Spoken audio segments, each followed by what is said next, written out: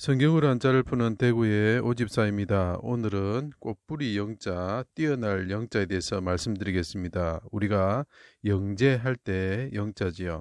자, 여기서 보면 가운데 그리고 풀 이런 뜻이 있습니다. 가운데 풀 가운데 있다 이런 뜻인데 왜 꽃뿌리 뛰어나다 이런 뜻이 될까요? 자, 자기 땅에 예수님께서 오셨습니다. 그죠? 여기 중앙 앙자에 보면 자기 땅에 오셨죠. 풀과 같은 사람들에서 에워싸여져 있다. 그 사람들이 풀과 같은 사람들 가운데 그 자기 땅에 오신 지아비 같으신 분, 하늘에 오신 큰 자가 있다. 이런 뜻이죠. 십자가에 달리신 가시관을 쓰신 지아비 붙자 보이죠? 하늘에 오신 큰 자가 있었다는 거죠. 누구 가운데? 풀과 같은 사람들 가운데 이런 뜻입니다. 자, 해가 빛을 잃고 어둠이 임할 때 그분이 마른 풀과 같이 되셨고, 자, 여기 보면 지아비 같으신 분인데 하늘에서 오신 분인데 큰 자가 있는데 가시관을 쓰시고 그분이 하나님께 해가 빛을 잃을 때 하나님께 부르짖죠.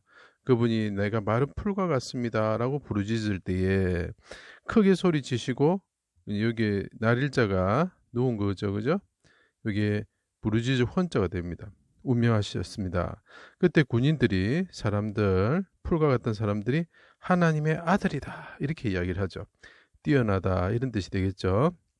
그때 휘장의 가운데가 찢어졌다 이렇게 말했습니다. 그래서 그 가운데 앙자라고 그랬죠. 그죠? 자, 이것을 왜 그러면 꽃뿌리라고 하느냐는 거죠. 자, 지아비 같으신 분이 이 땅에 오셨죠. 그분은 하늘에서 오신 큰 자인데 지아비 같으신 분이죠. 그리고 지아비 대신 하나님 아버지께 부르짖으시는 분이시죠. 자, 그런데 그는 어떻게 아가스에 표현하냐면 나는 사론에 수선하여 골짜기에 백합하다 이렇게 이야기를 하죠. 자기는 꽃이라는 거죠. 꽃뿌리라는 거죠. 그런데 골짜기라는 것은 뭘 의미하느냐면 어둠이 만다는 거죠. 어둠이. 자, 성경에 보면은 언덕이 있고 골짜기가 있습니다. 그런데 이것을 동시에 성취하는 게 뭐냐면 골고다 언덕에서 어둠이 임한다는 거죠. 해가 빛을 잃는다는 거죠. 죽음의 골짜기에 자기가 있다는 거죠. 누가? 백합화 같은 분이 있다. 그러면 이것이 풀조자와 연결돼서 왜 꽃뿌리가 되는지를 조금 더 설명하고 있습니다. 자, 여자들 중에 제가 풀이 사람이라 그랬죠. 여자들 중에 내 사랑은 가시나무 가운데가 들어갑니다. 그래서 가운데 앙자가 필요한 거예요. 백합화 같도다. 이제 이해가 되시죠? 가시나무 같은 사람들이 있는데 그분이 가시관을 쓰신 분인데 그분은 지아비 같으신 분인데 그분이 이 풀과 같은 사람들 가운데 있는데 이 사람은 뭐라고요? 백합화다. 자, 이해가 되시죠? 꽃뿌리 영자가 되는 겁니다. 남자들 중에 내 사랑하는 자는 숲풀 가운데. 자, 숲풀이죠. 풀이죠. 가운데 사과나무 같다. 이 사과나무는 뭐죠? 백합화다는 거죠. 꽃뿌리 영자가 되는 거죠. 자, 그리고 많은 사람 가운데, 그죠? 풀과 같은 많은 사람 가운데 영자가 더합니다. 이 사람 뭐라고요? 뛰어나구나. 하나님의 아들이란 말이죠. 재주가 뛰어나다. 그래서 우리가 영재 이렇게 하는 거죠. 자, 그리고 그분은 자기 동산으로 내려갔다는 거죠. 자, 자기 땅에 오셨다고 그랬죠. 향기로운 꽃밭에 앉아서, 자, 꽃밭에 앉으셔가지고 동산 가운데서 양떼를 먹이며 이 양떼와 같은 사람들을 먹이는 지아비 같으신 분이죠.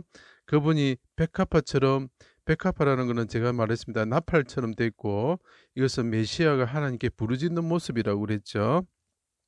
백합화를 꺾는구나.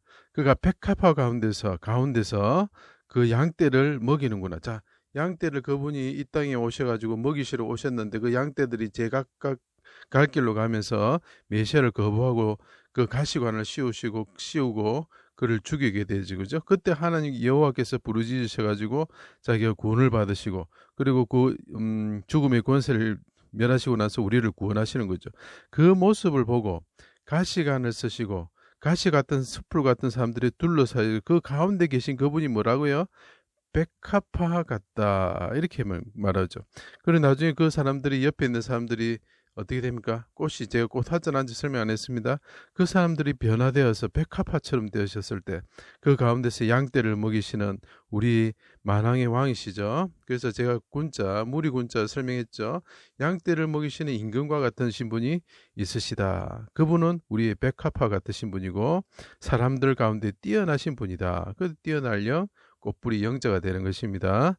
제 강의를 들어주셔서 감사합니다.